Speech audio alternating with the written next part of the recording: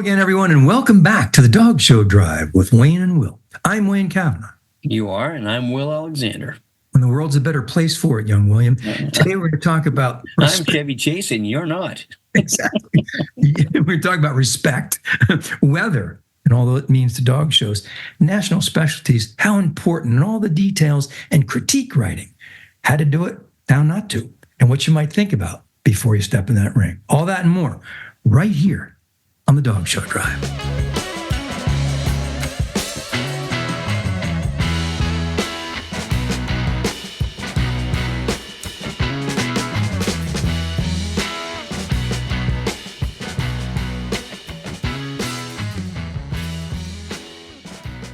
Hey there, Will. How you doing, bud? We're on schedule. Schedule? Awesome.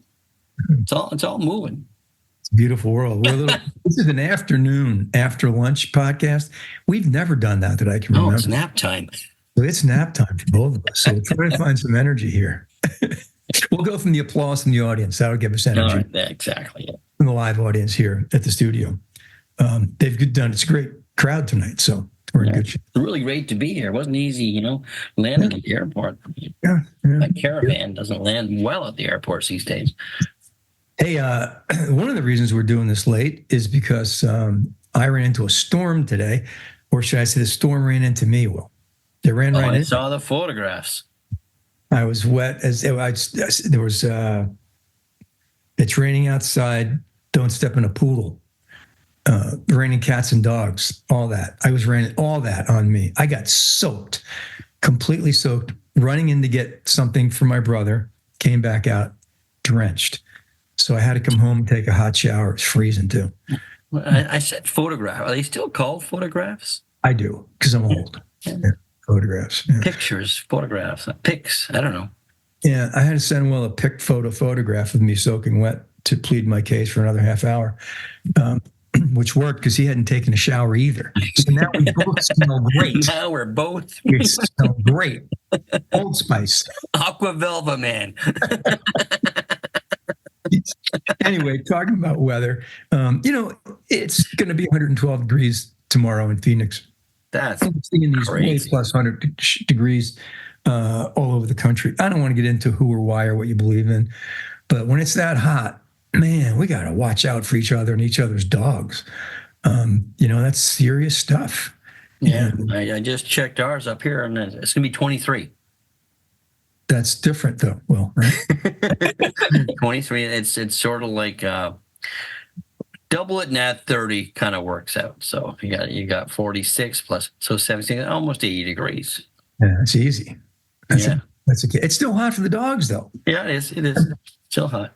I'm pretty sure that's how Doug used to add up his points when he was out west. Because I'd call him and say, how many points you get for that best in show? And he'd tell me, and I'd look at it and like, oh, double it and add 30. Sorry, Duke. Beautiful. But we do have to watch out for that stuff. And I know we keep saying we know, and you don't need to say that in the sport because we're the ones that know. We see it every dog show. Someone not giving water to their dogs. A friend of mine from Florida was telling me they just had a situation where this professional handler wasn't giving water or shade to their dog all day. Well, do something about that. Right, we get the field rep involved and do something. I was driving down through Milton the other day, and there was this couple walking their dog. It was a young couple, and they had a big black. It was a mixed dog, but it looked boxerish, but it was black, and its tongue was dragging on the pavement as they're just walking along, and you could see the dog was trying to pull them into the shade as they were walking, and just oblivious. Maybe I should have pulled over and said something, but then who knows what happened to me? But it's true. These days you don't know, but it's it is a dog's coat color is a giant impact. Yeah. My little Baxter's black and tan, and you can just touch his coat when you're walking them, and even if it's 78 and you feel it, Certain breeds are so more susceptible. I remember showing Airedale dogs in the summer. If they got the least bit overheated, you weren't getting them back. You had to get them away. That was it. Yeah. Gosh, they are now. I've got this amazing cooling jacket that Brody knows all the gear, first hockey gear and now dog gear. And I think it's called terrapin something, but it looks like just a regular piece of cloth with, unfortunately, some shiny stuff on the outside to make it look stupid. But I don't know how they do it, but you just put it in water, and it turns cold. No refrigeration, no freezer, no anything. So I used it yesterday afternoon on Clifford Baxter, and just to see if he'd like it. It was kind of funny walking him around with it. And I just took it out an hour ago to move it into my tack, and it's still cold. No refrigerator. So there's things available that will help you to show like that without. And what do we do without Ryobi fans? Oh, I know. I can't imagine. I often think about back when I worked for handlers, and we didn't have Ryobi fans, we didn't have air conditioned trucks, but it wasn't as hot back then. I don't think. No, it wasn't. Believe it or not, it was not. But yeah, just keep an eye on your friends and people too. Yeah. You better hydrate. You're going to be passing out in the ring. Now, I have to say, Will, with this little toy breed I have now, we're new to the toy world. Indoors mostly, Will. Most of the time. Yeah. And you'll be one of those ones that's going to complain, I can't walk through this forest. Are you kidding me? This is unfair to my dog. You'll start bringing your own lawnmower, cutting the English Toy Spaniel ring. There's look at Kavanaugh out there cutting the English Toy Spaniel ring with a push lawnmower. I can't walk through this forest. Beautiful. Yeah, it's true. I'm entered this weekend. In Sweden. Well, we have a lot of towns here starting with an M, Will. There's a Medford, a Midland, a Monroe, and I get them confused. I'm entering at one of them. Okay. But it's just too darn hot. And what did I even enter him for? He's like 5 days old. He's got to grow up a little bit. Because we like to go. I know. I know, we do. But Brody's moving this weekend, so I have to stay home and help. And Marilyn O'Neill's friend, Ellen Versteeg, is having a birthday, 75th birthday. So I have to go. I have to tell you the truth, though. Will. Is their son going to be there? I don't know. Maybe. Yeah. I don't do well with birthday parties, Will. Yeah. I don't understand them. I don't understand the whole thing. But it's a big one. They rented a place, and people are coming from Canada and here in America. They're all going to America. So we got all that. And what's that all about? I don't really go. But I saw Marilyn O'Neill, one of my favorite people, Canadian judge. By the way, if you're going to hire Canadian judges, there's a good one, right? That's wonderful. I love Marilyn. Known her my whole life. Absolutely. She's terrific. Great breeder, too.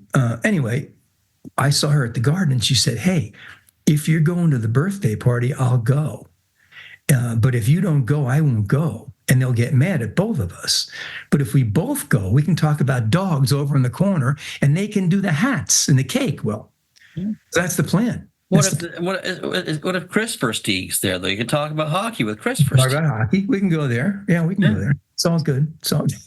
Now, is that Chris Versteeg's mother? No, it's Mark Versteeg, Litwin's mother. Oh. He was one of the earliest. He played for everybody up there in the O, and then he was the youngest player to play in the E.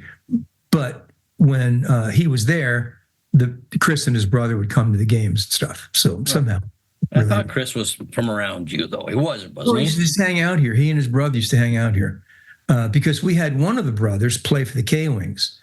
So the whole family, his father was so nice. The whole family would come out. And I had his jersey from the minors, and I went to a game. I think it might have been St. Louis. I think it was. And I wore his jersey, and he scored the game winner.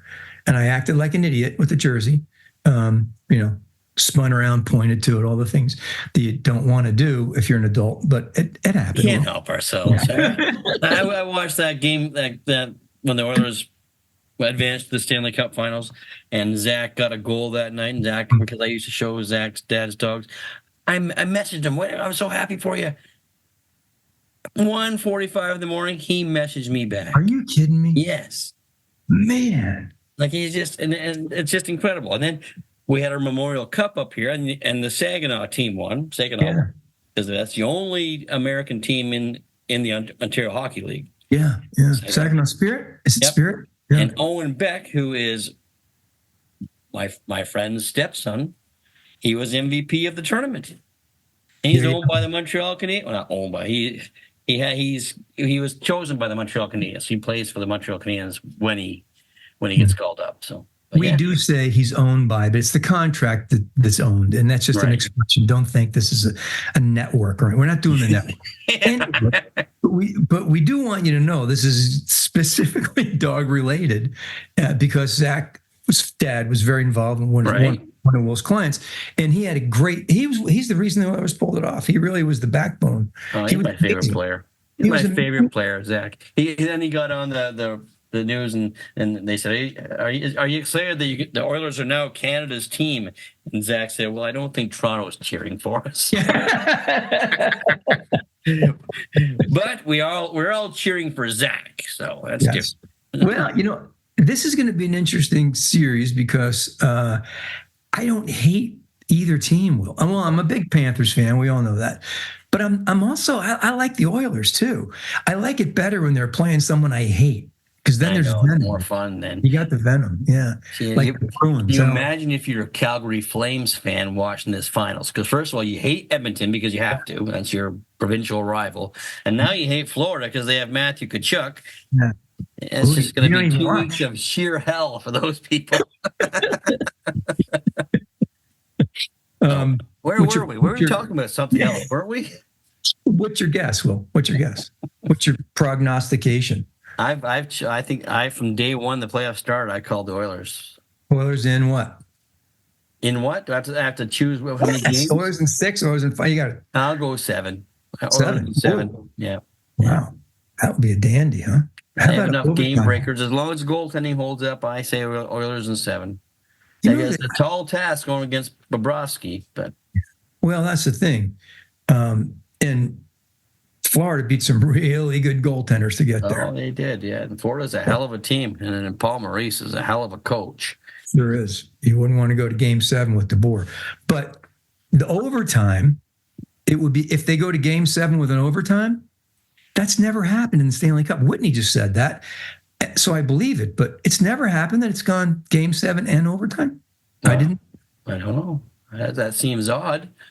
Yeah, you would think it would have happened. Yeah, I'm trying to think back in the glory days when Maple Leafs used to win the cup back in the early 1900s. But we had a couple Game 7, and I thought Bill Barilko scored in overtime. Maybe that was Game 6. I don't know. I wasn't born yet, so I don't know. Was that indoor hockey still, Will, or is that indoor hockey? But it was that they had it during the day because we had no electrical for the lights and stuff. So I'm sure you're all fascinated by this, but I can also say that Deb Gibbs, one of the coolest people in the sport, breeds great tollers, and I think is the president of that club and a great educator. She lives in Traverse City, Michigan, but a big hockey fan. And she posted on Facebook the schedule for the final games and the series and said, these are the dates, don't call me. I'm not available on these 7 days. and that went through my head. Like, what if the skies open and the Maple Leafs made the finals? I'd be too busy right now to watch every game. Right now with Edmonton, it's because they're later. I get to watch a lot of them. Yeah. I don't know. Well, you have to quit. You have to quit your job. I probably have to. I don't know. You just have to make believe you got a little. I feel like I'd be Kramer. I'd be all punchy all the time. Hey, I watched. We haven't even talked about dogs yet. I watched. Is Michael Richardson? I think his name is Kramer. Yeah. Yeah, I watched the interview with him. Very interesting character. He certainly is. Contrite about some horrible things he did, and on the ways back to fight off those things. And interesting. And he had show dogs too. I just made that up, Will, to try to bring back the conversation. Yeah, Michael, I'm pretty sure he had Tibetan Mastiffs. Tibetan Dachshunds. I think it's Tibetan Dachshunds. I have to say, I was very, very upset this weekend. This is Pride Month, and we have a great number of friends in the sport who happen to be in the LGBTQ community. You don't have to like it, but you don't have to get on Facebook and rip these people for having a month or having a minute. I mean, just look the other way if you don't like it. Just take care of yourself. Mind your own damn business. There's people starting up some pretty flaming hot wars over this, and it's really irritating. And the last one was pound sign, judge's name, and a horrible curse Oh, word. hashtag, yeah. Hashtag. That's how old am I? Will I call it a pound sign? Pound sign. Pound sign, Wayne Kavanaugh. Jeez. But anyway, I hope when it comes to that the AKC does step in and say, if you said F this judge in a show, you'd be suspended. Oh, If you exactly. print it on the internet with some mean words to go around it, you ought to be suspended. I don't care what your politics are. I don't care. I respect your opinion. I don't respect that. I totally respect your stance and opinion. I don't have to agree with it, but I respect exactly. it. But when you go I'm the there, same it's way. over. Yeah.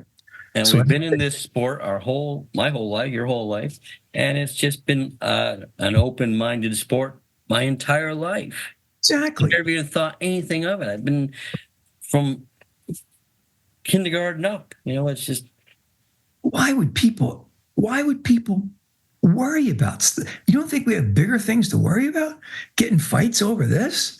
I mean, come on, people. It's just respect. And Tom had a good article, Tom Gravy, an editorial talking about these sort of things as far as respect goes.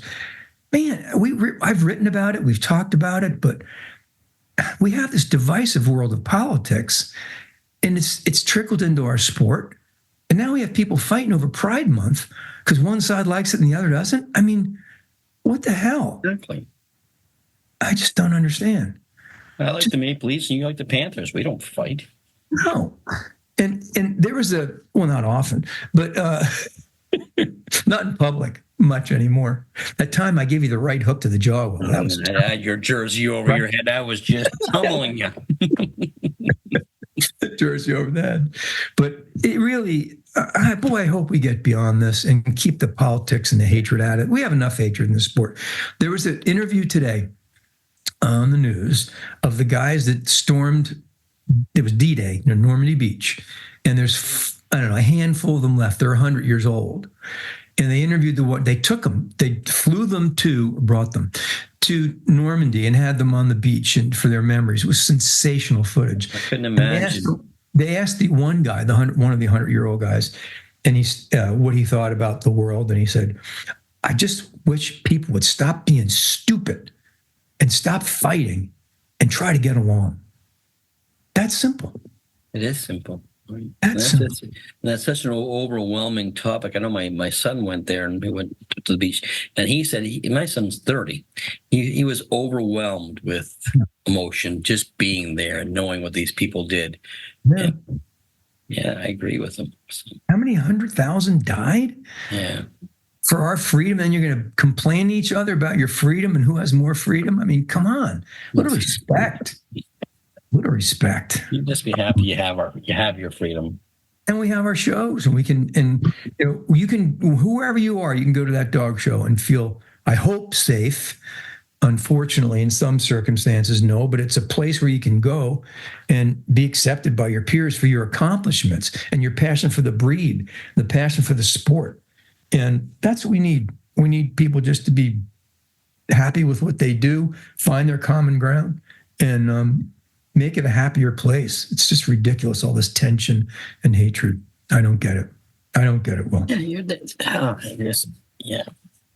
Respect is the main word. It really is. And it goes for judges. It goes for it goes for everybody. Yeah. Everybody. I had a wonderful time. We mentioned the Irish Setter National. Everybody came out of that ring smiling and thank you. I'll bet some of them weren't happy, but you don't need to show that in the ring. It's a dog show, by the way. It's not the end of the world. It's not even important in the larger scheme of things. So just get over it. You started dog shows to enjoy yourself. Yeah. It's supposed to be a sport. It's supposed to be a hobby.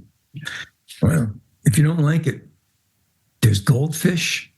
You had to do a critique of the Irish International, didn't you? I did, Will, and we wanted to get to that. I've done a couple this year. I did one for Pointer National too. It's a real. If you've not done critiques before for a national or for a regional, sometimes or wherever, you really want to think through how you're going to do it before you get there, call somebody who's done them before Yeah. and ask about them. I think we both talked to Michael. You talked to Michael, and I talked to Michael. When I did the national a few years back, I spoke to Michael Faulkner. I need some advice, you know. Yeah. Well, if you're judging with two judges, which Michael and I did, I texted him or messaged him and said, "Are you doing all four placements or one?" Because what you don't want to do is you do all four placements, the other judge does one, and you make them look like they shorted the club. And that's not the case. You agree on it. If there's two of you, you should agree on it. You want to do all four, that's great. If you want to do first, that's great too. Sometimes the quality's such at a national where you really don't want to discuss second, thirds, and fourths. Sometimes it is. Sometimes you're busy.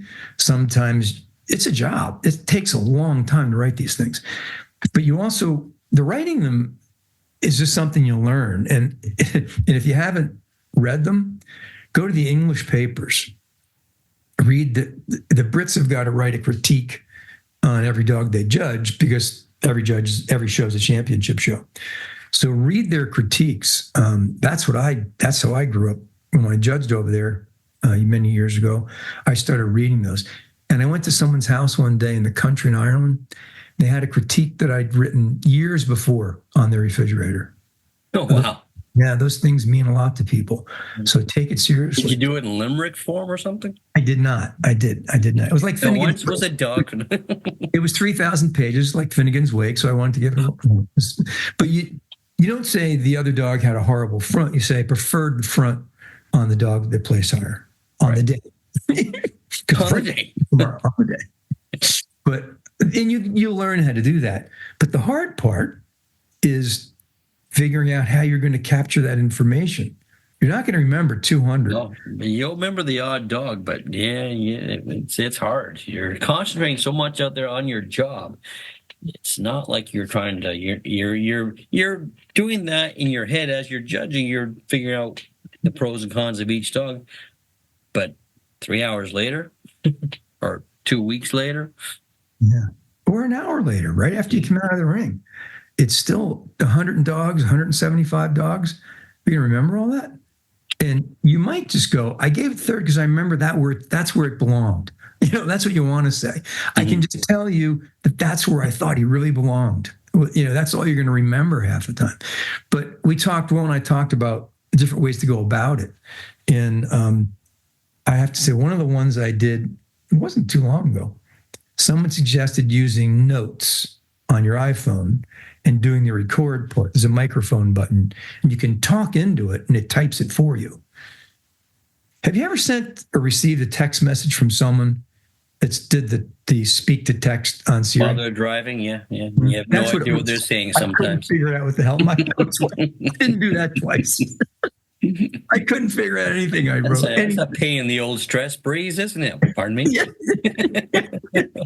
Exactly. So I don't recommend that unless you know how to perfect it. But I've seen judges do it different ways. One of the ways, I always take a photograph. And they don't have to be standing perfectly. As long as they're standing there by the ribbons and they sort of set them up. But if you're under a tent and the ribbons are under the tent, you might get tent posts and ropes in your way of that picture. And you might also get shadows and shades that the camera will be fooled and it'll be dark back there under the tent. So you have to be careful where you take the picture. I've seen judges take the picture and even do the critique into a voice recorder when the dogs are out in the middle of the ring and they're about to place them. They're about to go 1, 2, 3, 4. They're already lined up and they're looking as best as they're ever going to look at that moment, right? I don't want to keep them out there too long, so I'll take the picture then. And then I'll do, when they have the ribbons, I'll step back and speaking to a voice recorder. But you had a good idea, Will. Videotape. Yeah, I thought I haven't done this yet, but I've been asked to do a critique on an upcoming show that I'm doing. I'm thinking about doing the video on your phone because you have the mic on your phone, so you can video that dog and you can speak about that dog as you're videoing the dog. So you have both. Well, it's the same thing as with your voice recorder. So we'll see how it works out. One of the big benefits to AKC TV is if it's a national, that's going to be on their website for a while. Right. You can go back And and pull it up and boy, and by the way, how humbling that is. Since I've been using that a little bit last couple ones. Sometimes you'll go, "What the hell was I thinking?" I don't remember moving like that. When I was looking, it didn't look like that. I can tell you that. So it's pretty interesting to see what you did. it is. But it's hard when you have the photograph or even the voice recorder to capture the spirit and character of that dog. So having the video, the AKC video when they're moving. Right. I mean, my winner's bitch at the Irish National, you have to mention her going around the ring on her toes with her looking for a bird all with her top. That's so important to character. That was a rollicking personality. And that's something not going to translate in your notes unless you see it. But all those things will help bring the moment back to you so you can give it some justice in your critique as best as you can. And there are also times when you watch the video that you'll go, man, I got that right. Yeah. I can see exactly what I was doing there. It's interesting. It sure is. Yeah. But you'll enjoy doing it, and I know you'll do fine. But Michael has done a million. Michael Faulkner has done a million nationals. If you have a question, if anybody out there is about to do one, call people who've done them. We should flash Michael's number up on the screen right now, just for Michael. Call Michael Faulkner. Call Michael Faulkner. But any of us that have done them, and we're all going to have different ways to do it. Everybody has a different way of doing it. You have to do. And by the way, if you depend only on your iPhone, take a picture too, or do something, because sometimes you think you're recording because you're a little nervous out there and excited, and you didn't hit the record button. So what you've recorded is the grass in your shoe. Or maybe you're doing Facebook Live. Yeah. I recorded the grass in my shoe, Will. Oh, I'm sure. I recorded the dog, and then there's no dog in that video. Yeah, so you got to be careful. And you also don't want to hold up the whole show and stand out there. You think you're not holding up the show. It's a what is he doing out there? It's a national. Do what you got to do. Fool. Critiques are important. An interesting thing happened a few, I guess it was recently. Your Florida, your Orlando incident. Yeah, I got a shout out to the Space Coast Kennel Club. This is one of the nicest things that clubs have done. And it meant a lot to me. When I was down there, I was judging that weekend, and I ended up in the hospital for the Orlando shows. And this club called to hire me back for down the road and said, you never sent in any expenses or any fees or anything for your judging. And I said, well, I didn't judge, and I felt bad that I put the club through all that. And, it just wasn't a good time in my life that week. So I just didn't do it. And when they called, they asked me to send in something, and I didn't do it. And they still were kind enough to send me just a couple of days ago, out of the blue, a really nice letter and a nice gift and a nice little thing. And it really meant a lot. They care for judges, and those little things do mean a lot to you. Yeah, and they run. That's a very, very difficult cluster to run. I mean, those shows leading up to it. Mm.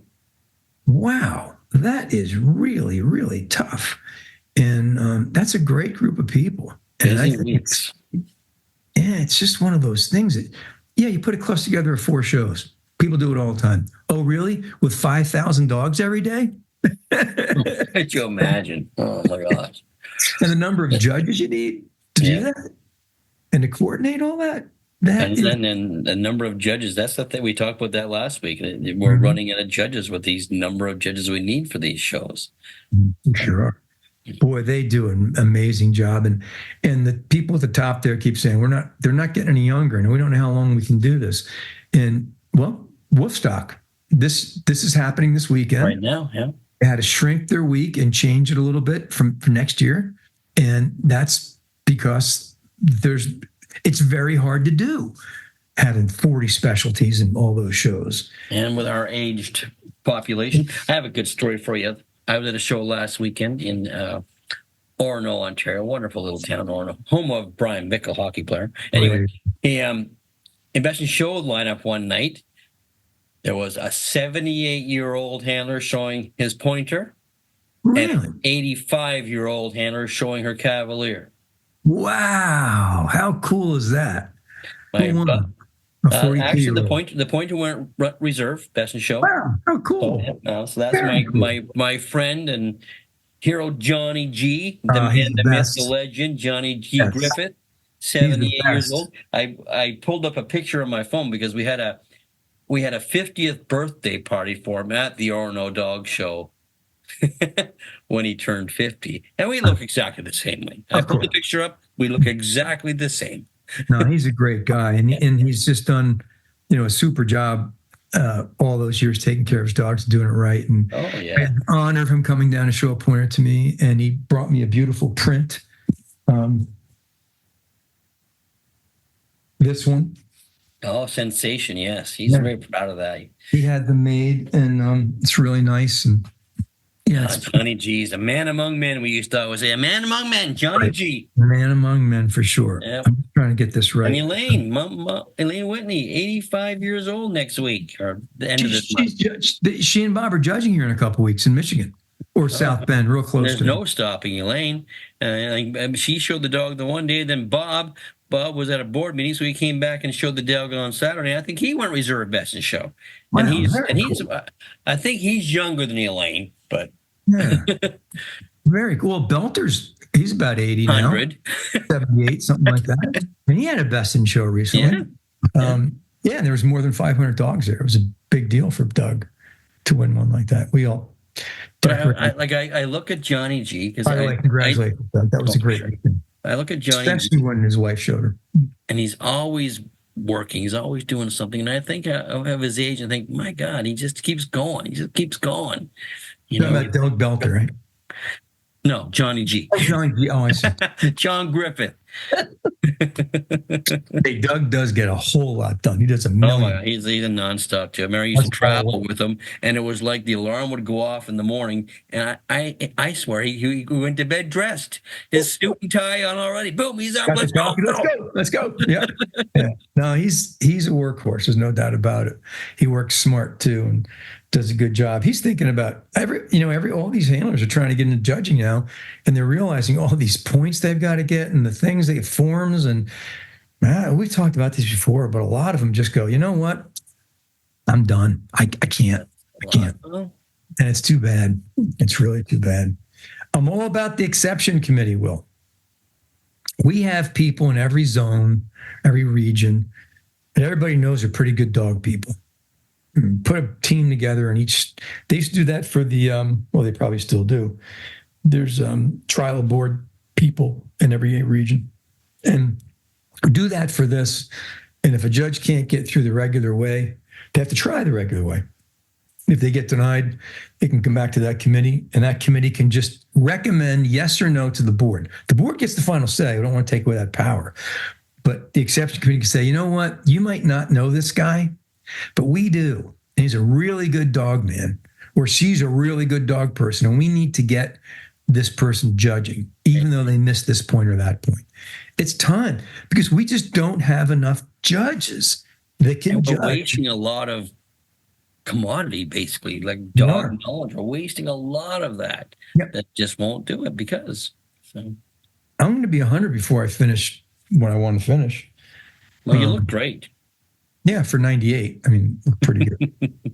I have a birthday coming up this year, and Cheryl said, "This is a big birthday. What are you going to do?" I'm like, "I'm going to be judging in Canton." You can't be on. The kids are going to be great. I said, "Just tell the kids my birthday's the 6th. What's the difference for my birthday?" Exactly. I don't really care. Hey, you see the video of our granddaughters brushing? Oh, yes. Pretty cool stuff. We took them to the dog show. They came home. Their poor Buell got brushed for a week. Because okay, I found this on the web for video of This our happened granddaughters last time, brushing the too. beagle. Remember? Don't mention Scary's name. remember, it happened last time too. There's got to You be did a video of Baxter too. Was that? That was Baxter, yeah, doing his first try at agility. Yeah. Just 7-month-old, beautiful little Charlie. This is an English Toy Spaniel in America, a King Charles in England. and people think these toy breeds can't do things, and this little bugger jumped through that hoop. It's first time around. I think you should Photoshop that hoop on fire I like it. and then send Baxter through. That's That'll why he show went- what that's why he show the went so world what fast. Charlie's can do. That's right. I'm just gonna. It's like a life preserver hanging from a rope Yeah, thing. yeah. Little flame around it. Yeah. Maybe I could set a tunnel on fire too.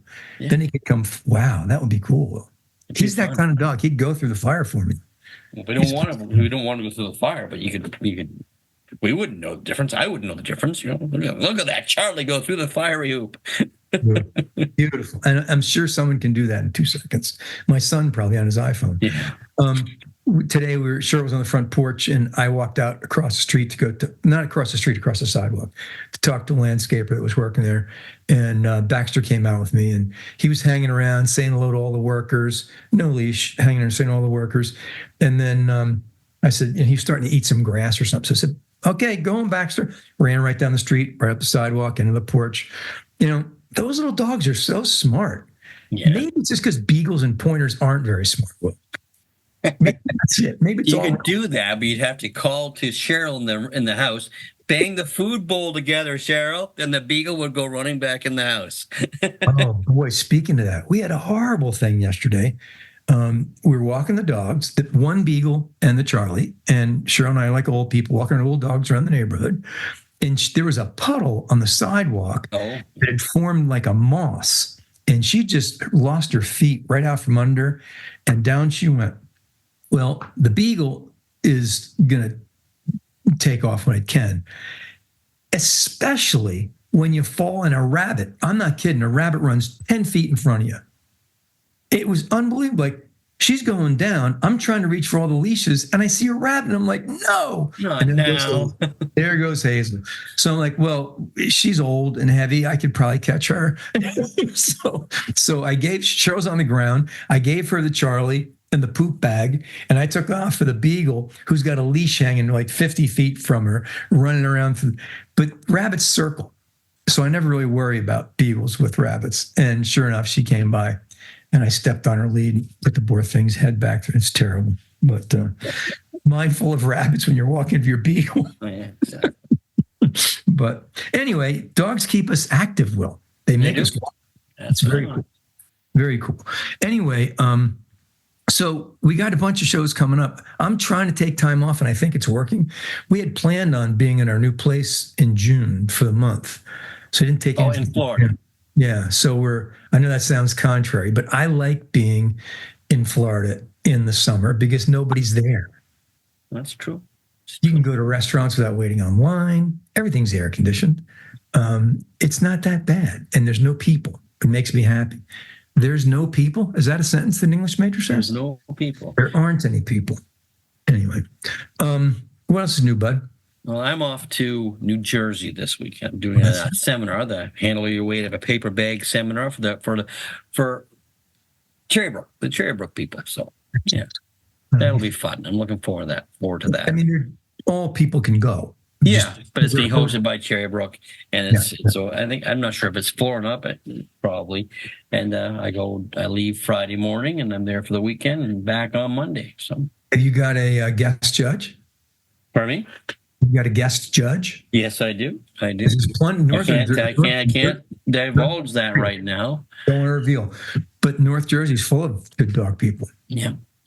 So there you have it. It's when we say Jersey, Will was asking, it's like that area in New Jersey is beautiful. It's hills and trees and lakes. It's really pretty.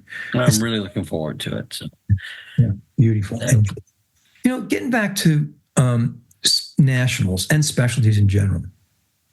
Sometimes, and I really wanted to, I know that you and I have talked about this, and I love your input on these things because you come at it from different points of view too, from handling and showing and judging. Canadian, so you know Yeah. what it's all about. Yeah, it's all boot. And sometimes when you're judging a big entry, you would love to have your lineup for winners all look the same. You would love to have them look like they're all litter mates. And you can say, boy, I can follow him. All of them, they all look alike. Isn't that nice? All started by the same dog. It doesn't always happen. No, it does not. If you have if you're worried about, and I am on certain breeds, might be heads and fronts. Let's go there. I want good heads and fronts because that's a problem for this breed right now. So I might have to take a taller one or a longer one or a different shade, or, I might have to go different places to find those traits. And it's consistency in the features that you think are important for the breed. They may have to come in different styles, not type. There's one type in different styles. So if you're looking for elements of type, like heads and coats and tails or whatever it might be, you might have to get out of your range. So I know some people would look at a lineup and go, wow, why was she or he all over the map? Well, sometimes you have to be.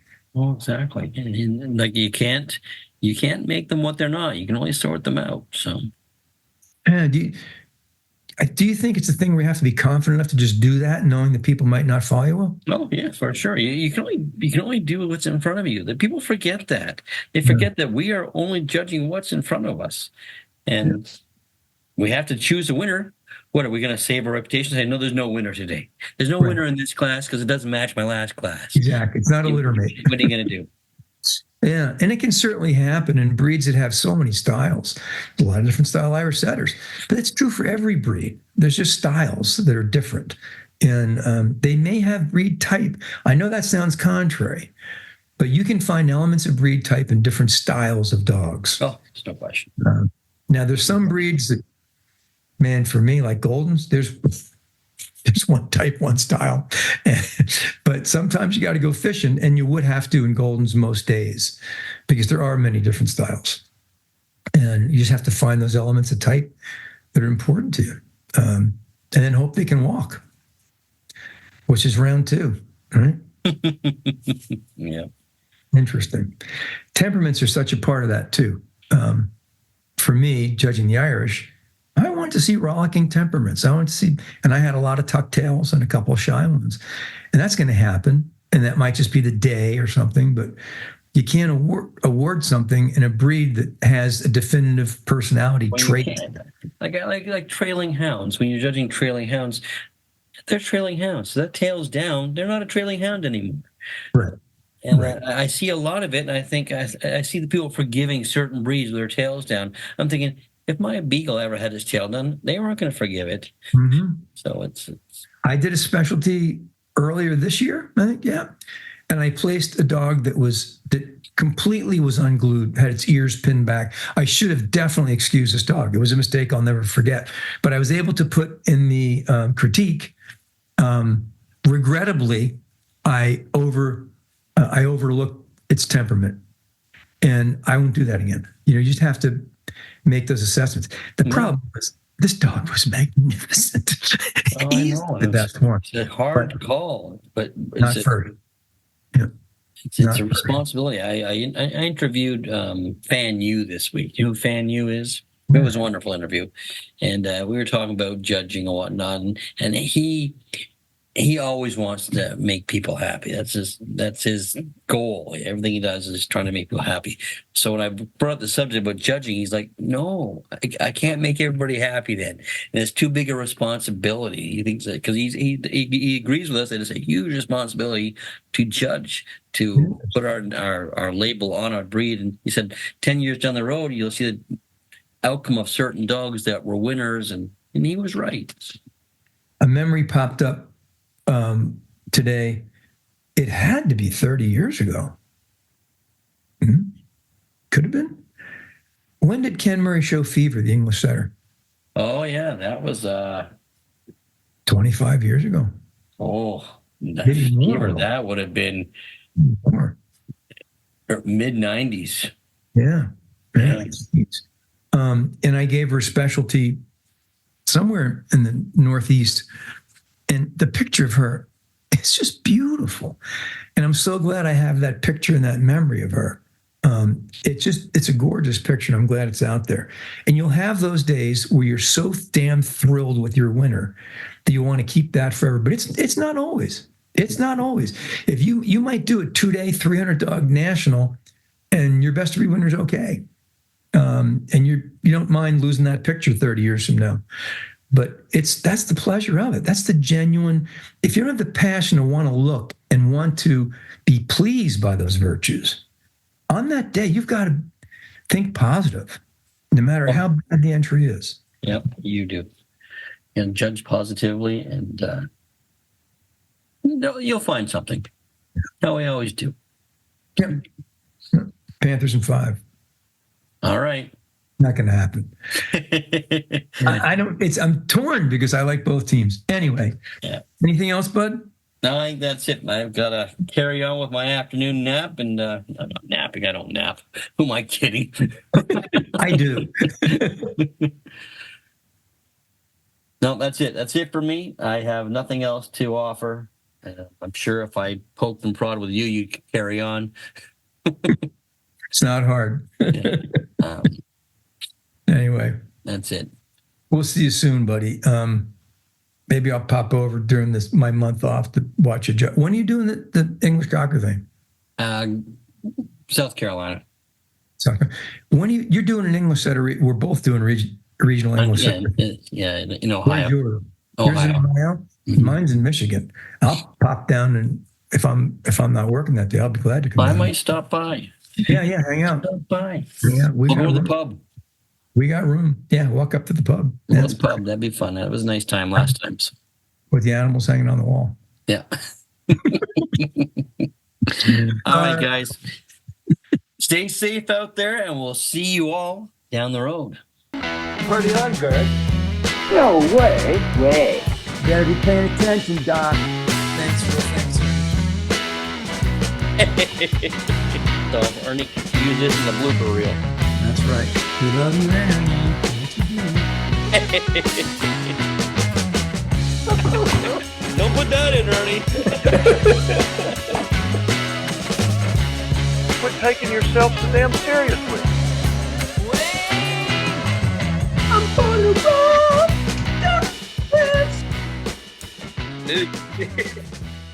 Some extraordinary data things that are being done around the world. Thanks, Ernie. We didn't mention hockey either. Isn't that unbelievable? Put that in, Doc. Yeah, they let us see it in a blooper. This is good. We're going to be here in a second, Wayner. Don't lose it, Doc. Hot. Use that one, Doc. Don't use that one.